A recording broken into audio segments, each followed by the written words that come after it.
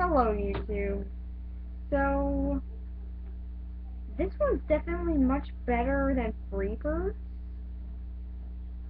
and it's actually probably one of the best Thanksgiving movies there are, so even with so few. Although, strangely, it's never really viewed as a Thanksgiving movie. It's more viewed as a Christmas one. Now, this might be because of the feel of everything going on in it. Maybe it's just, oh, there's snow, it must be Christmas. Or people just never look at the story of this movie. Really, the story's about a guy going home for Thanksgiving. But, yeah, people always see it as Christmas.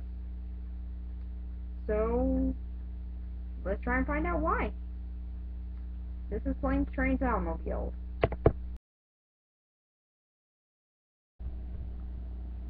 So the story, even though it's pretty straightforward, it's just about a guy named Neil Page who's just trying to get home to his family for Thanksgiving.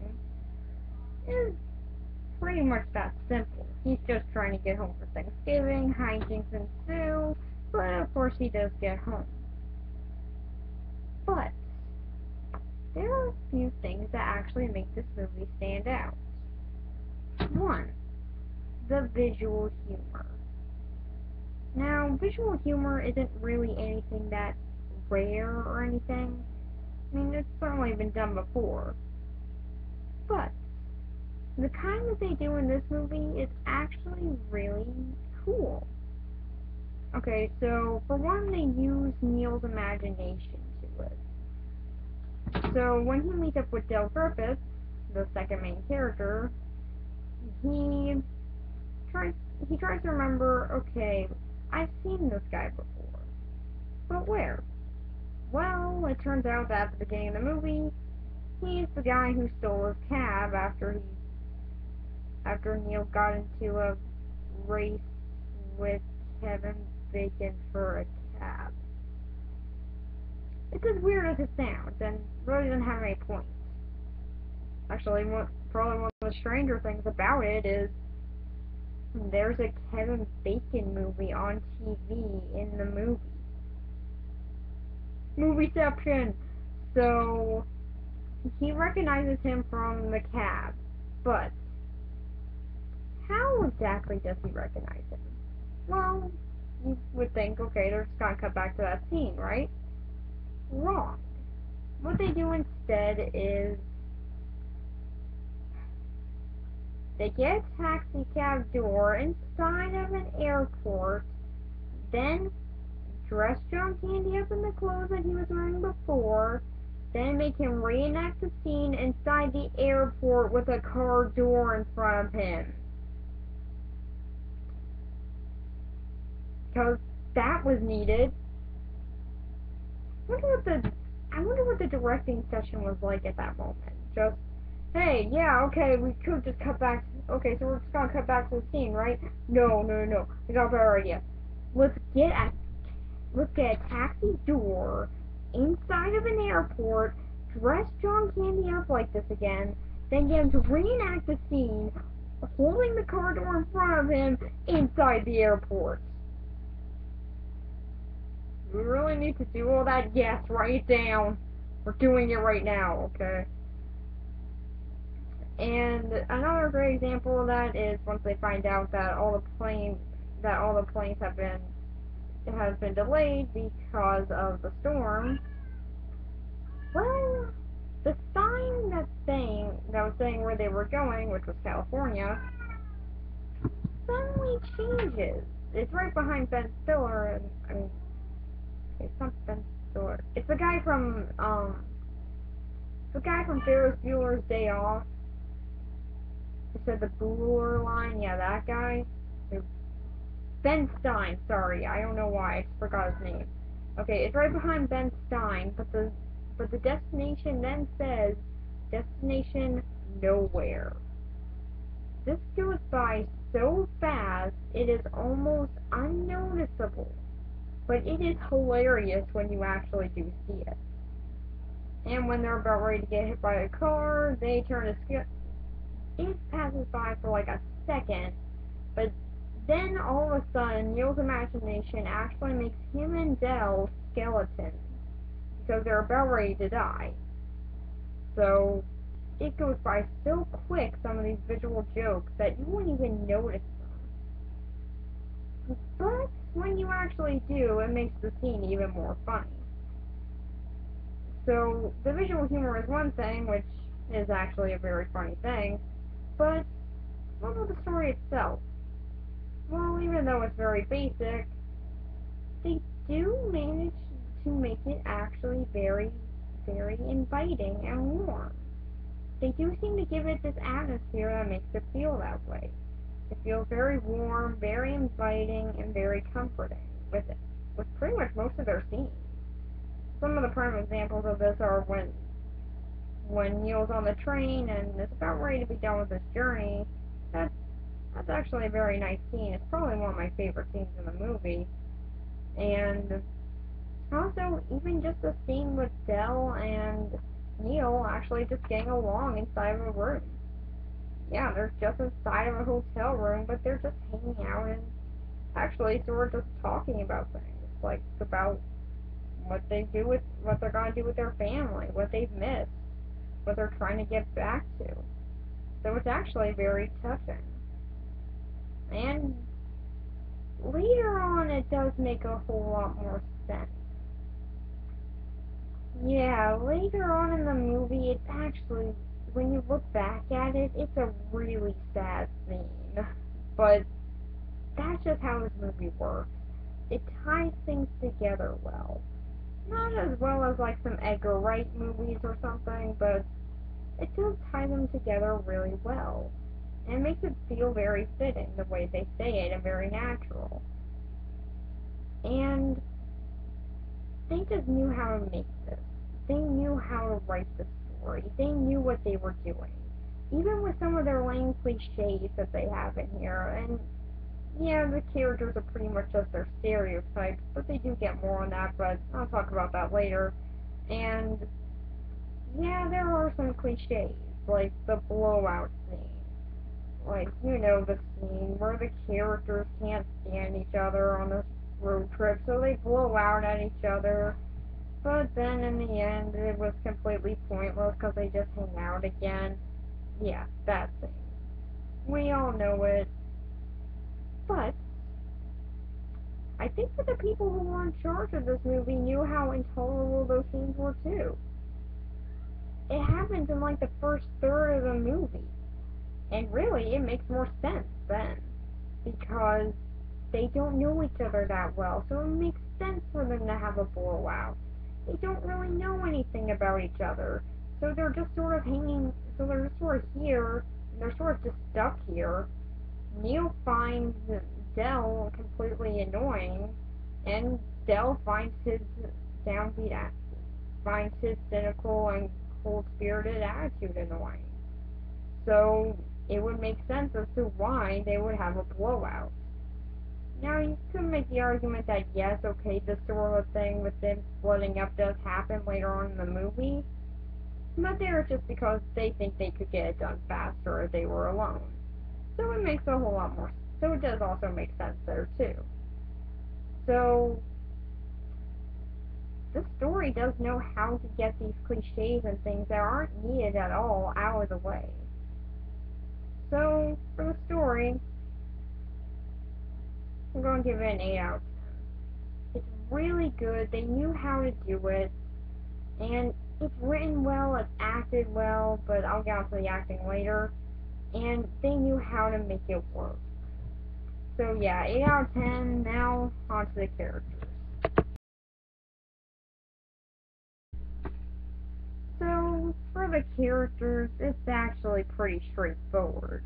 There are really only two in this movie that are worthy of focusing on, but I'm going to throw in an extra and put in a third. So, for the first one, which is my personal favorite in this movie, there's Neil Page, who I think Dale Griffith said it best. He's a cold-hearted cynic. And even though that one sounds very, very cliched and has been done to death as well, just like the story, it has its own originality to it. They they wrote this character in such a good way that it did get in what the character needed. It made him feel more like in a relatable situation. All he wants to do is get home to his family for Thanksgiving. But of course there are tons of things in the way that are pretty much driving him crazy. And that's pretty much what's getting him so cynical throughout this whole adventure. Now, we don't really know if he's commonly like this, but it's kind of nice to think that he is. So, it does make you think, like, okay, this adventure has pushed him a bit too far, and that's just why he's hashing out like this. So it does make sense, and it does feel relatable. That and Steve Martin. I talked about this guy in the Little Shop of Horrors review, but I'm going to talk about him again. He's up there with some of my favorite actors. He knows how to get out the expressions. He knows how to make his scenes entertaining. He knows how to present things. He knows what he's doing and he knows how to do it. And here, there's no real exception. He does great with this role. He feels perfect for it. And he does seem to be very fitting in his environment. And to be honest, that's pretty much all the casting in this movie. That's how they feel. That's how they all feel. They all feel great. Well, maybe except for Kevin Bacon, because you don't really know what was going on with him. Seriously, does anyone know what was going on with Kevin Bacon in this movie? Regardless, Dale Griff, the character Neil Page in this is still my favorite character in this movie. Love the way that he was done. They do it very well. He's well written and well acted. And so after him, and since there are only really two characters in this movie, they do get out much more development, which actually makes the characters very likable by the end. And then after Neil Page, we have Del Griffith.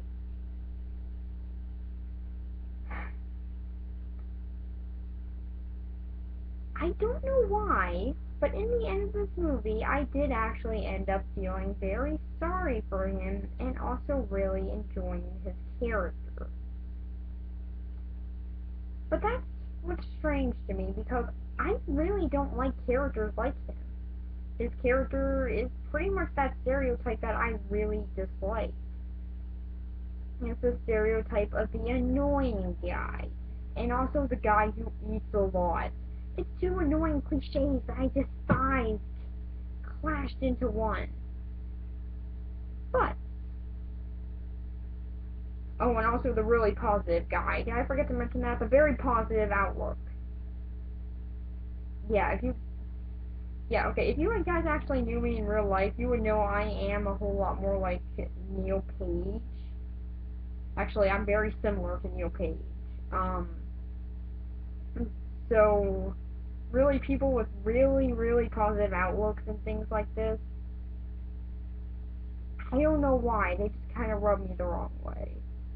So, for most characters like Del Griffith, that's how I would feel. I would normally feel like, okay, this guy's annoying, when is he going to leave? And that's how I felt at first with Del Griffith. But, after a while, I actually really enjoyed him. He was just like Neil. He was very well written and well acted. John Candy is a great actor. Although he's not one of my favorites, he's still a really good actor. And I like what he did with the character here. He did give him more of a personality on its own. Just sort of having just such great casting for him. And really, he fits the role very well. And the very last few things with him, I'm not gonna spoil. Because this comes at the very end and you really aren't expecting it. But let's just say Dale Griffith's backstory is actually really, really sad. They don't really go into detail about it. They just say, like, 2 lines explaining his backstory. And what they say about it is really tragic. And it explains a lot about his character. So I'm not going to spoil it here. I'm just going to leave it at that. And then the third character, or at least technical character, is the family. So the families really don't have much point in this movie. I just think that they are a big part of it, so they're worthy of bringing up. And one of them is Neil's family, who are really the main destination of the movie. But they do seem like a very nice family, and one that it makes sense why he's going through so much trouble to get back to them. So, if we didn't really see what we get to see with them, then you probably wouldn't care all that much about the family. You'd probably just care more about, well, what's going on with the two main characters, which you do, but the family does have a bit of a point in it, and they do have their own identities. And they're not really that notable identities, they're just kind of the family. The little girl, the little boy, the baby, and the wife.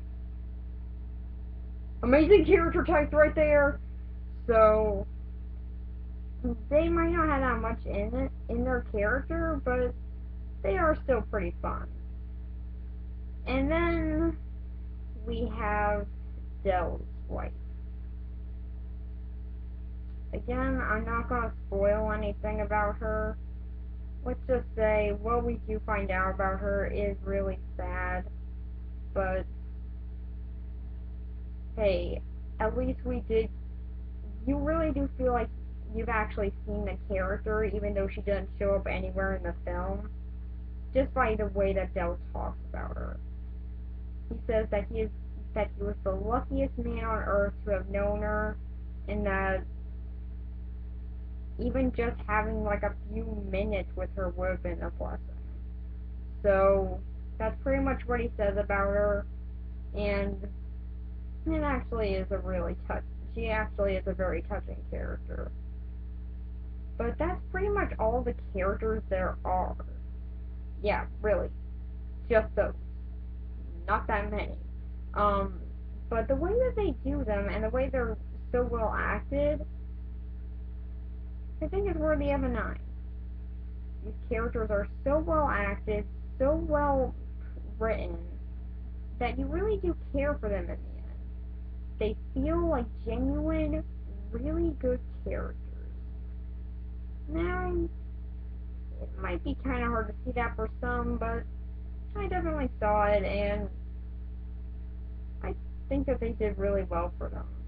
Oh, and if anyone's wondering about the lady at the station and the FU scene, she's hilarious. If you don't know what I'm talking about, and if you heard the F word before, go look up that scene immediately.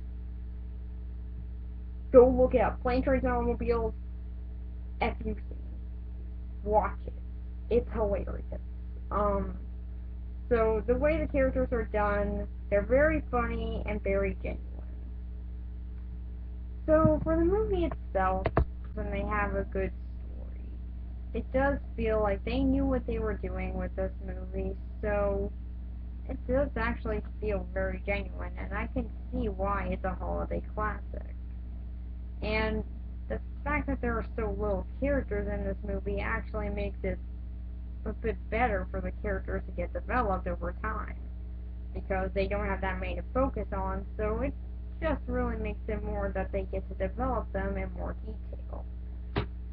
Although, yeah, this movie probably wouldn't have worked if there was like a whole entire family or something, but although, who knows, maybe it would have been funnier, I don't know.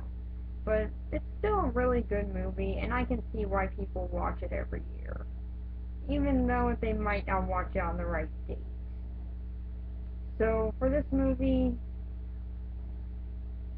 I'm gonna give it an 8 out of 10. It's really good, very genuine, has good atmosphere, which you wouldn't really expect for a movie like this, and definitely made its way into being a holiday classic.